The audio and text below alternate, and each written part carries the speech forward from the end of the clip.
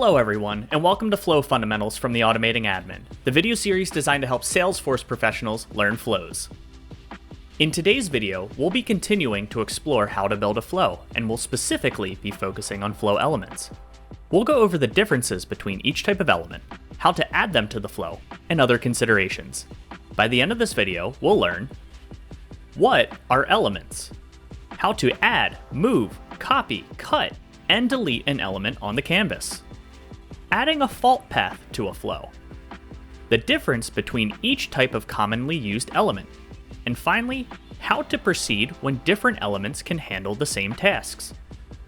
In the previous video, we briefly discussed that the flow canvas displays the starting criteria, as well as all steps and actions taken in a flow.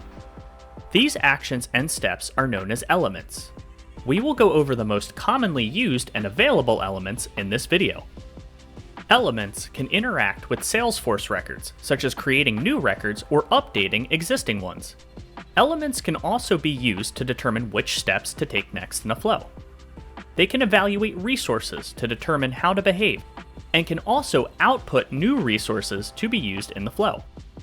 For example, in a screen flow, I can use elements to get all contact records related to a given account, then check if any records were found.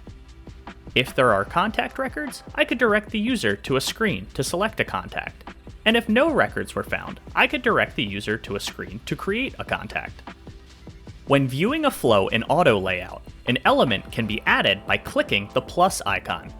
Then, select the necessary element, provide a name and description, then configure the necessary settings. After an element is on the canvas, we can click it to copy or cut it. After clicking copy or cut, click the plus icon in the necessary spot on the canvas to either create a duplicate or move the element. We can also click on the element and delete it if need be. In the freeform layout, elements must be clicked and dragged onto the canvas to be added. They also need to be manually connected to the next element by clicking on the white dot and dragging to the next element. There is no option to copy, and if an element needs to be moved, the connection line needs to be deleted and then the element must be reconnected. What if we need to connect two elements that are not next to each other in Auto Layout? This can be done by clicking the plus icon below the element and then clicking the Connect to Element button. Then we click the element where the connection is needed. Flows have the ability to add a fault path as well.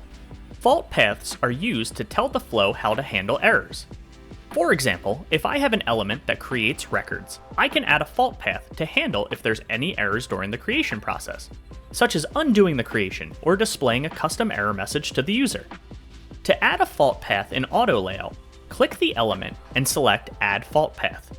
For freeform, after an element is connected, connect it to another element to assign the fault path. There are three main categories of flow elements. Elements in the data category are used to interact with Salesforce records, such as querying, creating, or updating records. Elements in the logic category interact with resources, such as determining how to proceed in a flow, filtering on a collection of data, or setting resource values. Finally, elements in the interaction category perform special actions such as triggering a subflow, sending an email, or displaying a customized error message. First up in the data category is the Create Records element. This element allows the flow to create one or multiple records for a single object. The element can use a record or record collection variable to create the records, or the user can manually set the object and fields. If from a record variable is selected, the user must choose the corresponding variable. We'll discuss setting record variable values in more detail when we go over the logic category of elements. If we choose to set manually, we are asked to select the object and then select and set the necessary fields. The Update Records element is used to update one or more records for a single object. Depending on the type of flow, there are multiple options for determining which records to set. On record-triggered flows, the option Use the record that triggered the flow allows the user to update the record that kicked off the flow process. Also on record triggered flows is the update records related to the record that triggered the flow option. This allows the user to update a parent record to the triggering record, such as a case's account, or update child records, such as case comments related to the triggering case.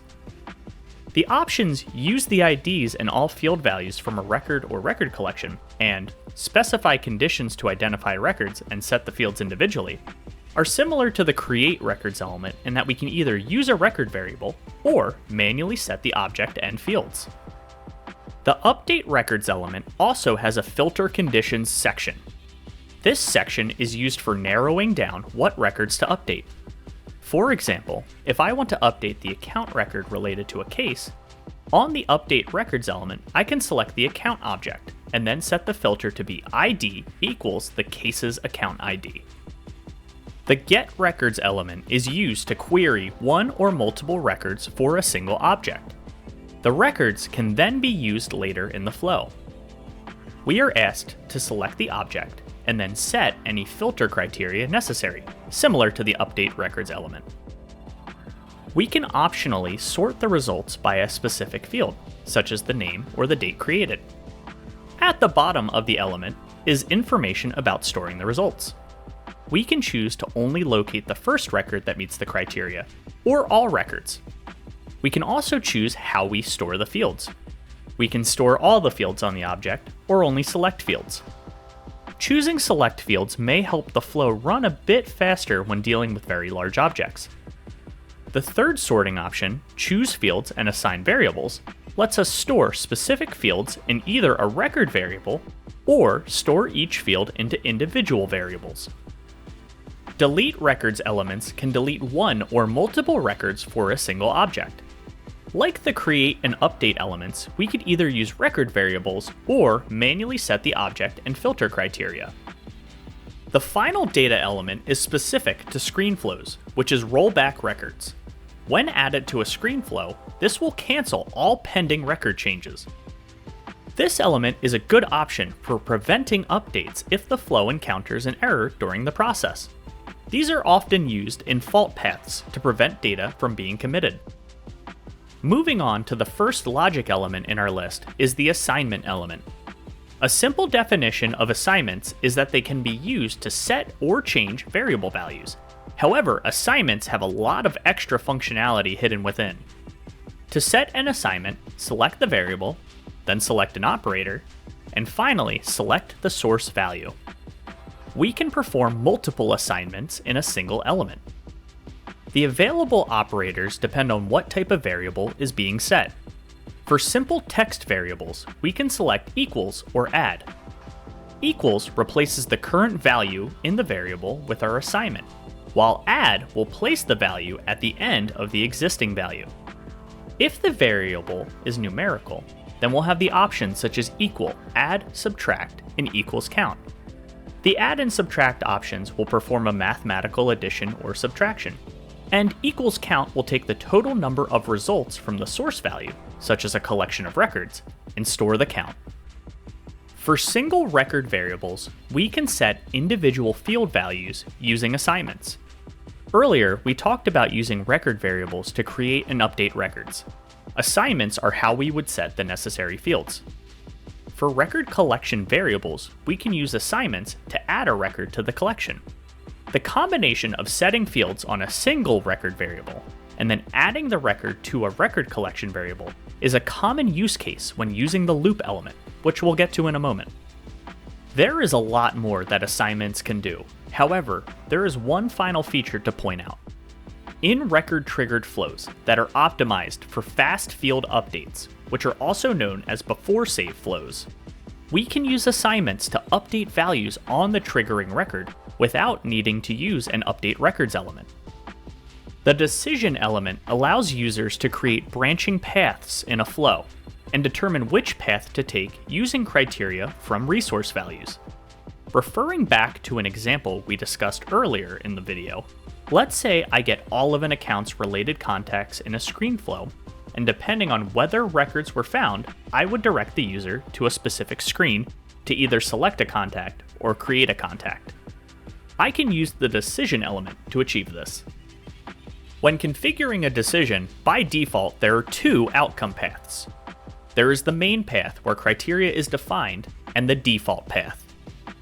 If the main path's criteria is not met, then the flow proceeds with the default path.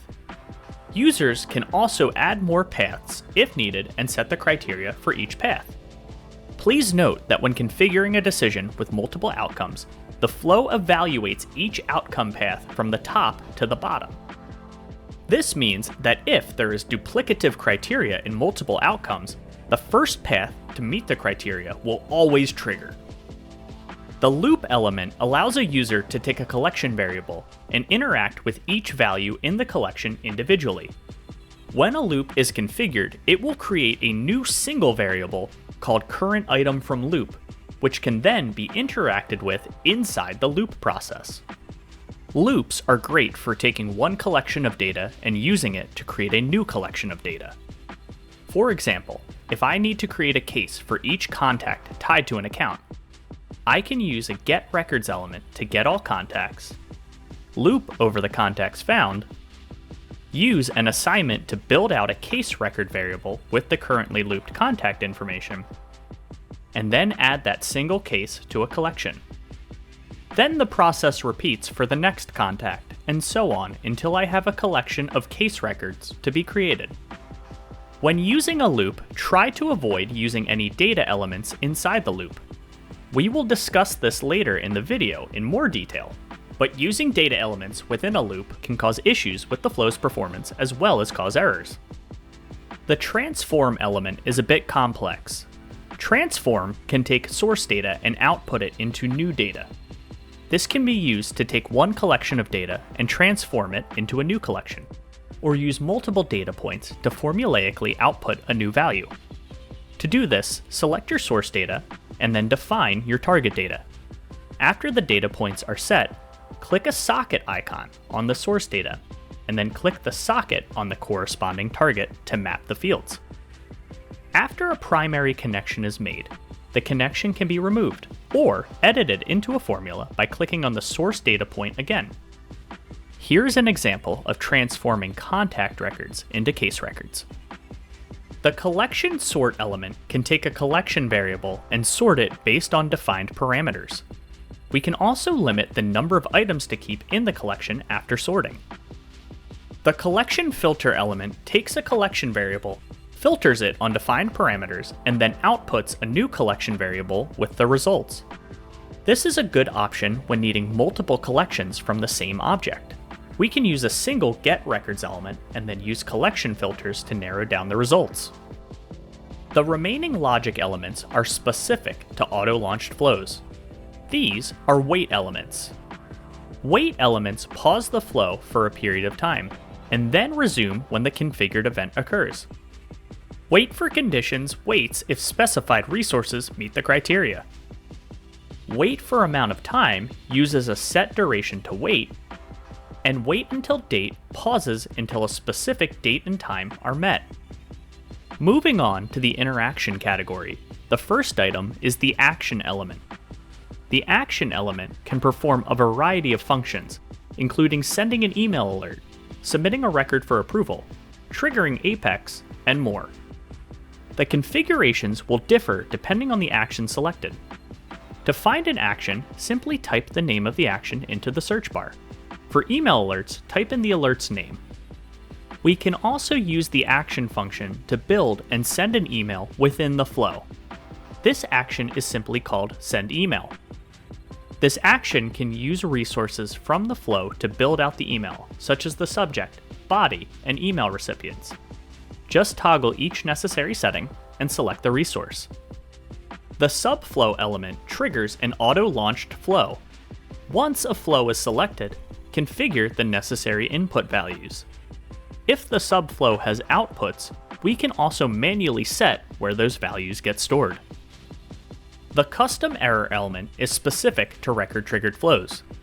It allows the flow to display a message to a user on the record page that triggered the flow, similar to a validation rule or flow error. This element is a good option for fault paths to inform the user that an error has occurred. The final interaction element is specific to screen flows. which is the screen element. The screen element allows the user to build out a screen that the end user will interact with. We can add interactable fields as well as read-only fields. We can pre-fill values from earlier in the flow, and also use the values entered by the user later on in the flow. The screen element has a lot of functionality, so we will be dedicating the next video in this series entirely to the screen element. While we discuss the different flow elements, you may have noticed that different elements can achieve similar results, such as when should we use an update records node versus assignment, or when should we use multiple gets versus a collection filter. The true answer is, it depends. Like many aspects of a Salesforce org, flows have to adhere to defined system limits. The limits for flows are mostly tied to data elements, such as how many get records or update records elements can trigger in a single instance. Flows may also trigger other system processes, such as Apex triggers or even other flows, which contribute to the limit count. We have to be aware of these limits when building our flows, especially large, complex flows, or flows that interact with heavily used objects. Logic elements, such as assignments, generally do not count towards these limits, making them a great option to perform some of the complex steps needed in a flow. When possible, leverage the logic elements to prime your data, and limit the amount of data elements that get executed. For example, if we need different collections of account records separated by their type field, instead of creating multiple get records with a filter for each type, use a single get element to grab all accounts, and then use multiple filter collection elements to create sub-collections. Finally, avoid using data elements inside loops. That can easily cause limit issues. That's all for today's Flow Fundamentals video. If you like the content, please be sure to like and subscribe. Thanks, and I'll see y'all later.